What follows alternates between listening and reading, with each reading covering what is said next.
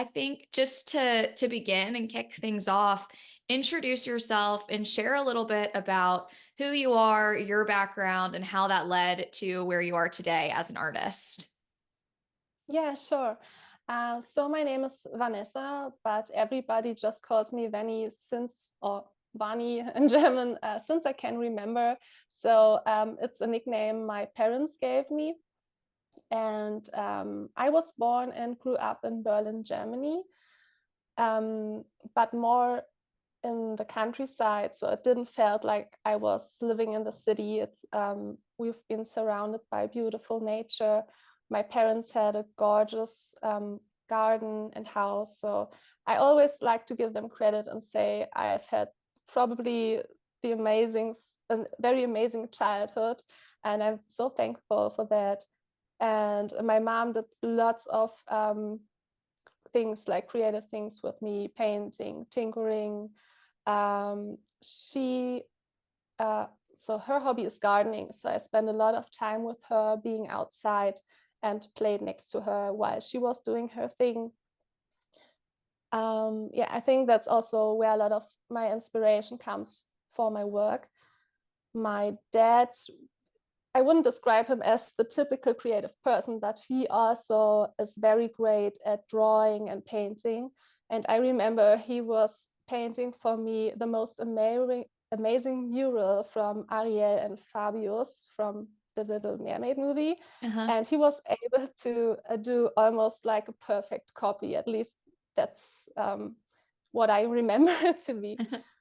And yeah, I also remember like one of the first things when I tried to remember like what was the first um, creative memory I have was when my mom was setting up an easel in her garden, and she asked me if I would like to paint, and of course I wanted to, and she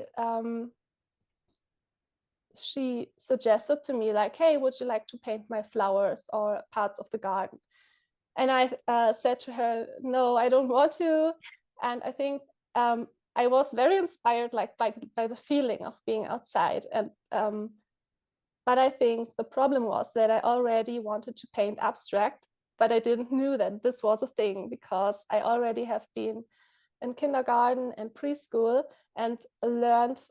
So they kind of made us try to paint as perfect as possible Mhm. and didn't really embrace just having a play with color and see how it ends.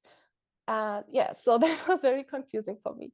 But I think it's funny because I was probably around 5 years old then. So yeah, this is one of my first memories. And then in school, art has always been my favorite subject matter by far. But we at least that's how I felt. It wasn't very much encouraged to do it as a profession, which I understand because times were different back then, and it wasn't as easy as it's probably now to make it as an artist. Mhm. Um, yeah, and then I remember after finishing school, I felt very lost because basically everything that I could imagine doing, I felt like I can't do it. Like even more creative jobs that wouldn't be really like in the art world, but maybe becoming a designer or something like that. Even those things haven't been very encouraged. So that's why I began training as a I don't know how it's called. I think draftswoman for architects Oh, and mhm. builders. Yeah, so, but I didn't really like the job because I had to be in front of the computer all of the time. Um, Still now, doing things on the computer isn't really my thing. So, Mhm. yeah, but I had to do something. Um, and I also have to add that I was and also still feel like I'm a horse girl. So horseback riding was something I was into since I was little, and I also had my own horse for a very long time, and it took yeah, it's very time intense if you have to take Yeah. care of an animal like this. And that's the reason why I kind of didn't had so much time for creative things then. But then in 2014, a couple of months after I met my boyfriend, my horse passed away very unexpectedly. And that was really like a big thing for me and kind of the start of a change in my life. Mhm. And yeah, that was when I get got back into painting. And yeah, also because I had the time. Right. So it was good and bad in a way, and it's really worked as a therapy for me, I think, in retrospect. And that was also when I started studying equine science. So Mhm. yeah, that was very new back then, because I wanted to learn more about horses. So those studies were basically everything about horses you need to know. Right. um, Also more like the medical side of things. So I did that, but already during my time at uni, I recognized me thinking about painting all the time. And Mhm. I thought about like when I get back from uni at home, like how much time can I make to paint? And I think that was in 2017 around when I recognized that, okay, I one day I want to do this in a professional way, but I don't like to quit things. So I finished my studies. Um, and then afterwards, I knew like I want to become a professional artist. But of course, I have to find a way to earn money by the side. So Mhm. I was searching and found myself pretty quickly a job that kind of, how do you say, like supported that. Yeah. And I was very honest with my boss back then and told him, like, I don't want to make a career out of that. I really just uh, want to have money coming in. And yeah, becoming an artist is my end goal. Yeah, and that's pretty much how I ended up here. Yeah. So That's yeah. amazing. I feel like it's always interesting hearing artists' kind of origin stories because you've always been drawn to it, but you still had to kind of meander to figure out it's where you wanted to be. What I would Yeah. ask is, you said even from a really young age, you knew you liked abstracts, and obviously you're doing abstract work now. When you decided to kind of go all in as an artist, did you immediately dive into abstract? Did you explore other things? How did you find your voice and the style that you're known for today? Yes, it's kind of funny because I told you before when I was very little, my mom wanted me to paint some flowers, and I wasn't so much into that. But when I really started painting again, I think like maybe 2015, when I slowly started that, I painted for her a floral painting. So that's how I started. I don't even know why. I think I gave it to her as a birthday present, and she still has have it. And um, yeah, but yeah, I think like two paintings I did like that, and then I realized, no, that's really not my thing. I felt so trapped. Yeah. So I missed the freedom of developing the work as it goes. And I remember that I discovered Emma Lindström, I think Mhm. she's called. She's a very well-known fluid artist. And I haven't seen something like that before, I think. And I was very inspired, and I thought, okay, I'll give it a try. Of course, it was much more difficult than I could imagine. I thought, yeah, just have a play with color. But yeah, I found out very quickly that it's not that easy. But that's how I started. And then I realized that I was missing the brush very much. So Mhm. yeah, it wasn't enough for me to just play with those liquid colors. And then yeah, just having a play and experimentation over the years led to where I'm now, I think. Yeah, But I I would love your work. I told you that before we got on the call. I've loved your thank work for forever.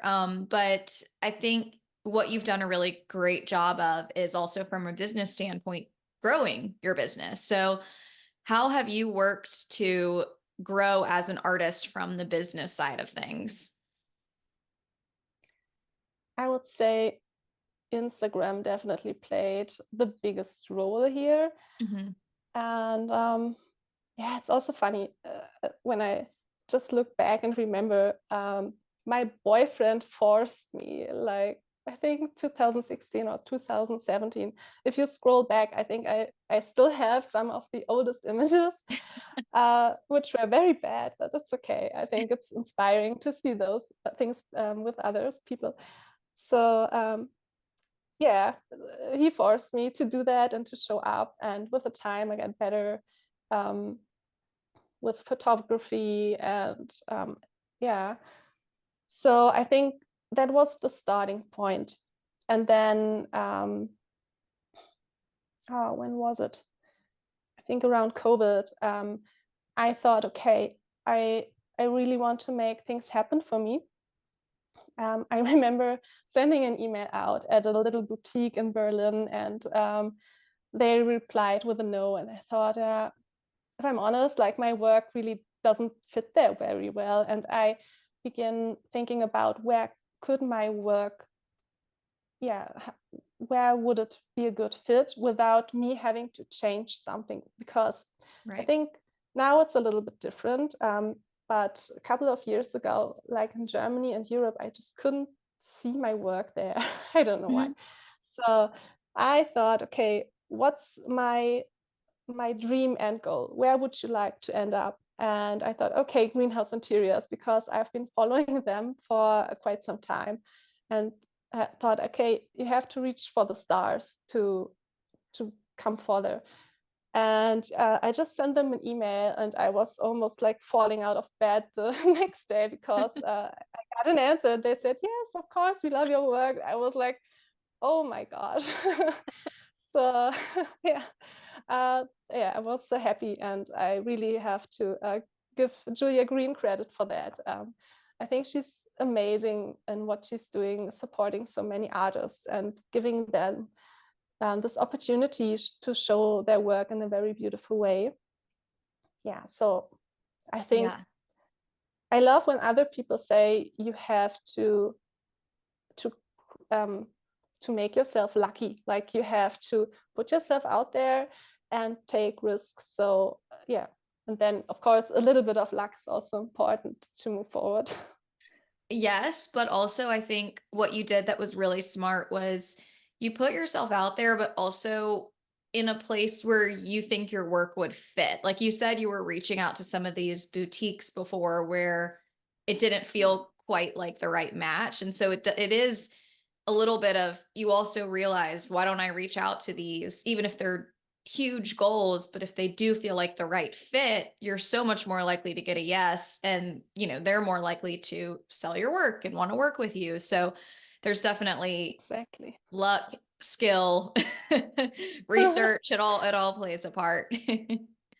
Yeah, and also I thought I supplied in the beginning to some things where I thought, what if I get a yes? Do I really want to get in there? Like, Mhm. just because I thought it would be there would be a bigger chance that they would take me on, because like maybe they have been some small galleries also. But yeah, I think always good to have some big goals and to just go for it and be brave. Definitely. Going off of that and what you've learned in the past few years, since COVID, since doing all of this, is there any advice you would give yourself, maybe 3, 4 years ago that you've learned since then? Oh, that's a good question. um, so many things. Like, I think what I kind of regret is taking not enough risks, because I got into greenhouse interiors, and then I felt like, oh, okay. And then I kind of almost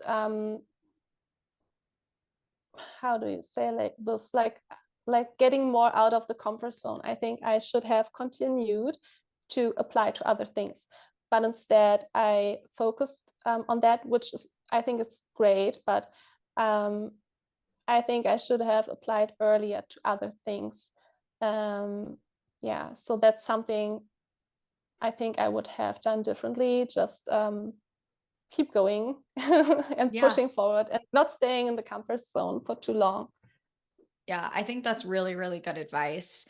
While you were expanding and working with them and getting your name out there, how were you also working to grow on Instagram, and what was your strategy? Because I know you have a good amount of followers, and that's something you said that, really propelled your business forward. Yeah. Um, I don't know really. So I don't have a strategy.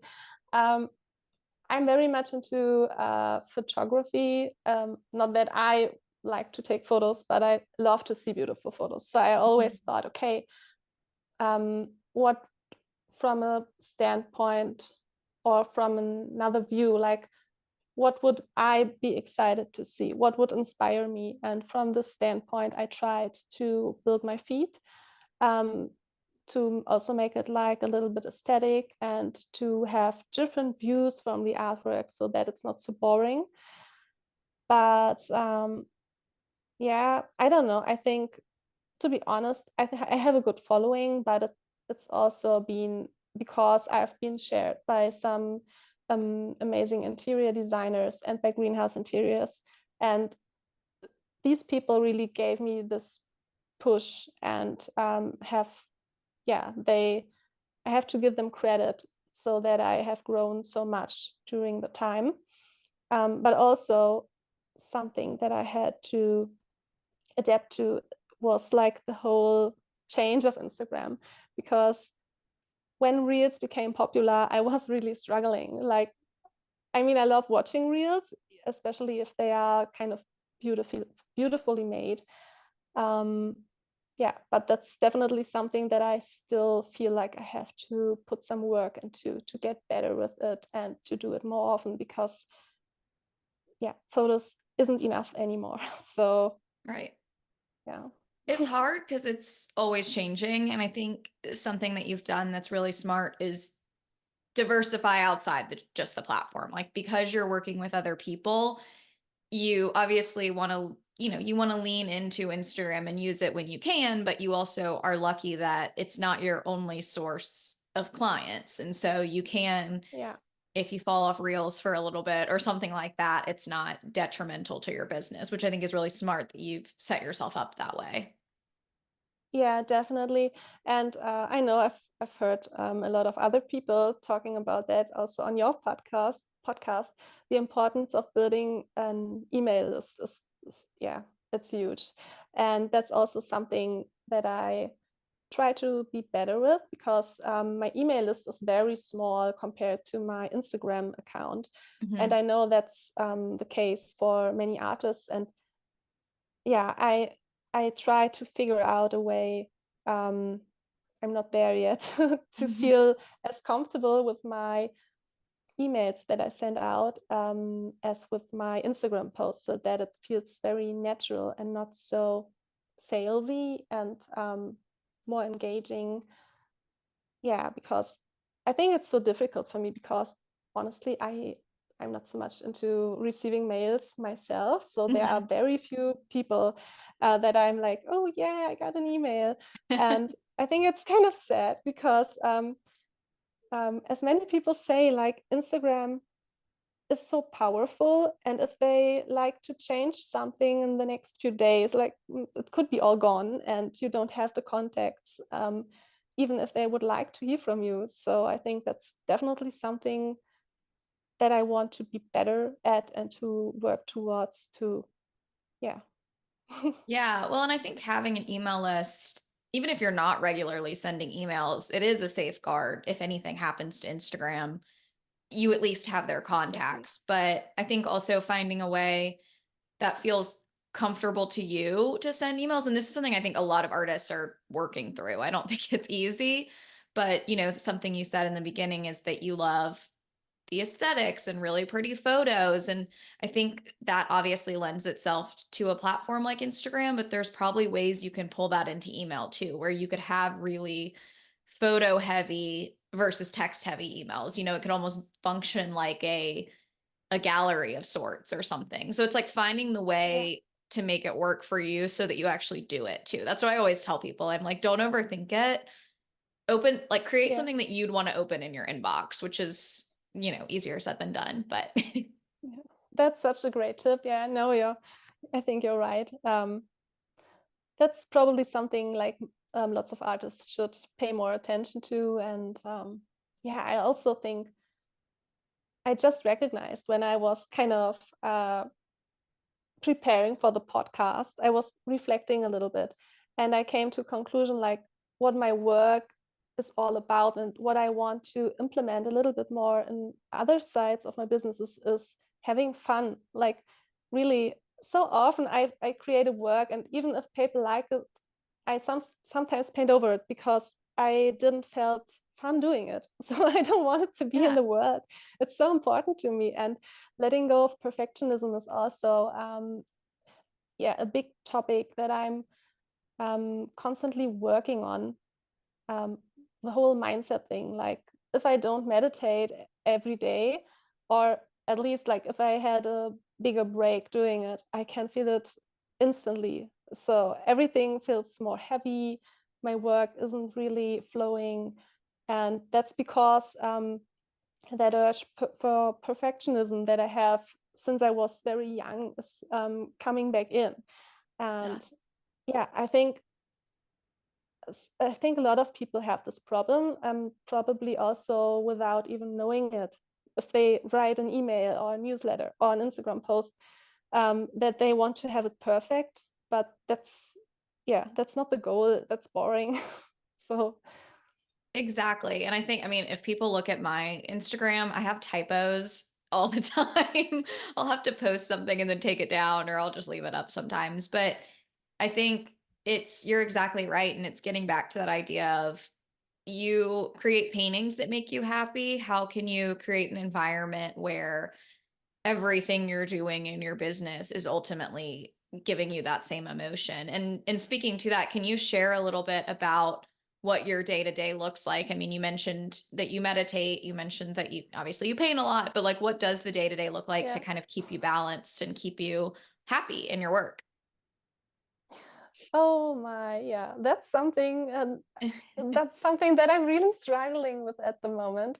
Um, I gave, so I have to get a little bit back. So a couple of months ago, I really had this fixed routine, like getting up early, um, doing all the things like meditation first, doing a little bit of yoga or going to sport.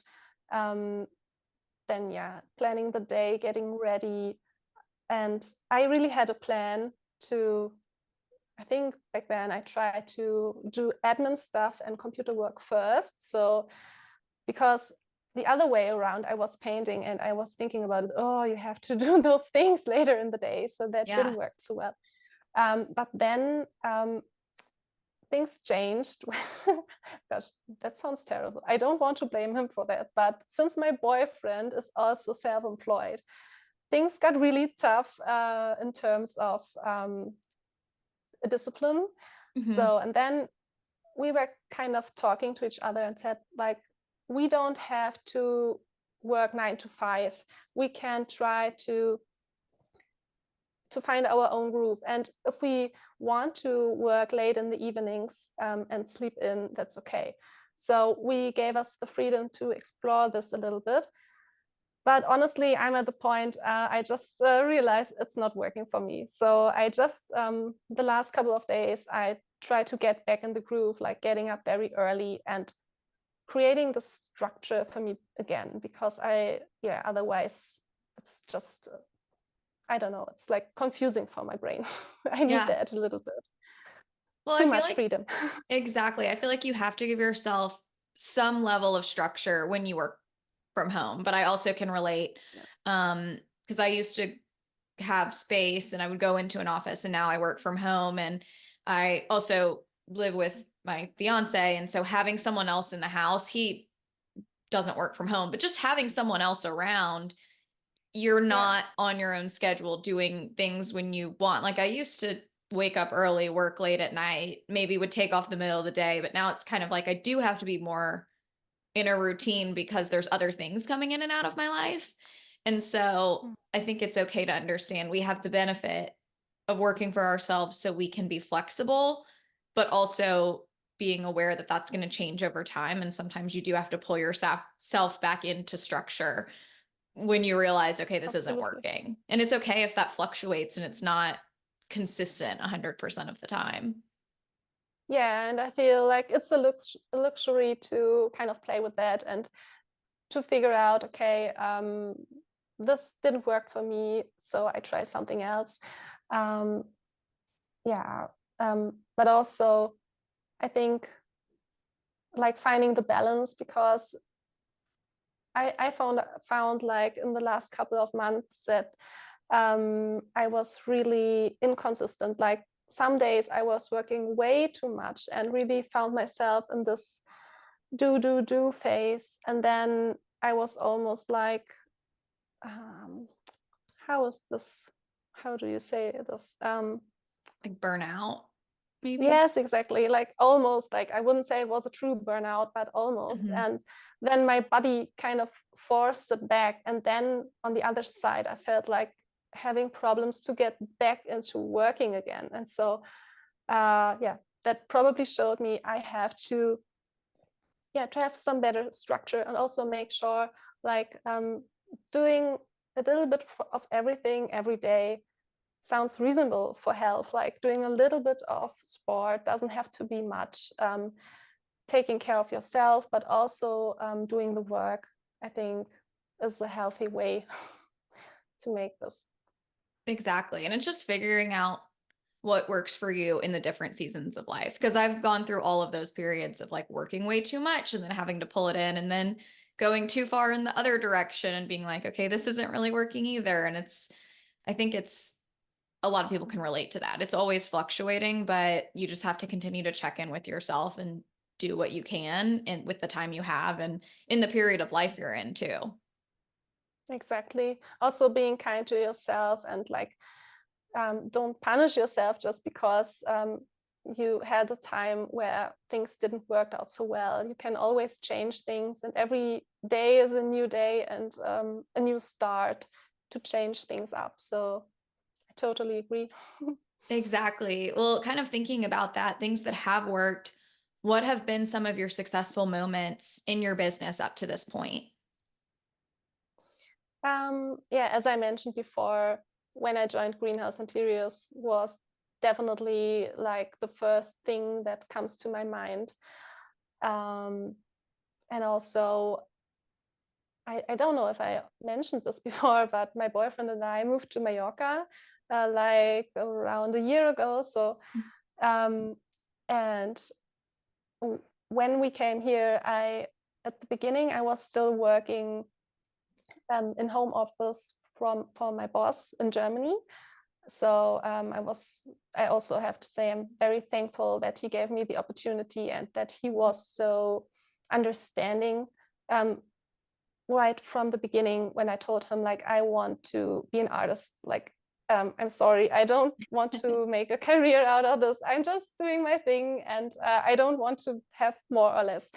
I think that's yeah, that's a good thing. Um, and that also that even allowed me to move country and to still work for him. But we both knew that this would be a thing that couldn't last for a long time. So then I made the decision a couple of months later. So in the middle of last year, that I'm going to do art full time and to give it a go. Yeah, that was definitely the second big moment where I felt, yeah, very excited and how, yeah, like a milestone probably.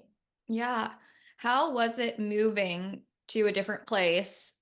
continuing to run your business? Did you see any challenges with finding an audience where you were, or was that not really a problem for you with having, some of the connections you already had? Um, some things that I'm still struggling with is like the logistic things, finding art supplies, shipping was already quite difficult before, but from Spain, it's a little bit more difficult for me. Mhm. Also, I'm still learning Spanish, so that's the thing I'm working on. But because I already sold most of my work to Australia before, um, sometimes also to Germany or the US or other places in the world, but mostly to Australia. I didn't found that so challenging because if I would ship a painting from Germany to Australia or from Spain, it wouldn't make such a huge difference. So Right. that was quite helpful. Yeah, no, But I that's do, great. yeah, but I will add to this that I'm trying to find an audience here as well. So I would love to be more, um, yeah, to get known better the artist community in Mallorca. But also on the other side, I realized like I don't want to have this feeling to make me or my work fit in. So if someone wants to collaborate with me, I'm very happy and excited about that. But I also, if I feel like my work doesn't fit so well here, then it's also okay. I will try to find other ways. Yeah, I think that's really smart because that's the challenge I think so many people face. Do I fit the market where I'm in, or do I stay true to myself and my voice? And I think your work is going to be more successful if you lean into what you do and what you love. And I think there's obviously always opportunities for collaboration, but you and your gut will know if it's the right feeling and the right situation or not. Yeah, I totally agree. And also, I mean, we have to take advantage of the fact that, I mean, I'm every day so grateful about the world that we are living in now. We are also connected worldwide. Like there, I mean, even that we are talking now to each other, I think it's so cool. And I also have so many artist friends all over the world. Shout out to Lucy in New Zealand that I'm often talking to and have a little chat. Lucy Rice is her name. So Yes. yeah, I think it's amazing to have this opportunity. And why would I limit myself and say, okay, I have to make it happen here in Mallorca or somewhere else if I have so many opportunities and can reach out all over the globe? I think it's pretty cool. Yeah, I mean, I think that's so cool. And it's true. I mean, we're so lucky that we're talking today. I think what we're doing and the ability to talk to other artists all over and just meet these other people that are facing the same challenges, doing the same things, like facing different challenges, or it's just, I think, a really interesting place that we're in. And obviously, people have good and bad things to say about things like Instagram. But I would also say, like, without something like that platform, I wouldn't have been able, or it would have been much more difficult for me to connect with you, which I don't know. So it's like we sometimes take Absolutely. these things for granted. But I think being an artist today in some ways it's so much easier for artists to make a name for themselves and to connect with, you know, buyers, artists, partnerships, all of those things. Yeah, that's amazing. Um, I totally agree. On the other side, I sometimes feel overwhelmed with. I'm at a phase where I want to find new opportunities, and yeah, I can find myself like feeling completely overwhelmed. Like, oh, there are so many galleries, there are so many Yeah. amazing interior designers. Like, um, where do I reach out first? Yeah, that's. But I mean, it's a luxury to have, I think. So I don't want Exactly. to I want to touch complain on about that. how has it been being a full-time artist, because it hasn't been that long. I think we're coming up on a year now. How has that first bit of time been actually going full-time into this? It's yeah, I'm very happy and grateful. I mean, it's amazing, and I feel so lucky to be able to do that. But on the other side, um, yeah, I think for other people, it often looks more romantic than it really is, because so much time is about business stuff and sitting in front of the computer, editing photos. If I would take a look at my to-do list, there are so many things. Like, I could sit on my computer for months and probably wouldn't be finished. So making time for painting is much more difficult than I thought before. And I also, I have to say it's a little bit my fault, because when I was when I had this part-time job, um, I stopped doing a lot of things and said, okay, I want to have as much painting time as possible. And when I become a full-time artist, then I kind to yeah, how do you say, like work that off, or like complete those things. Yeah, so my mistake, I should have taken that earlier. So now I have this huge list of things that I have to work on.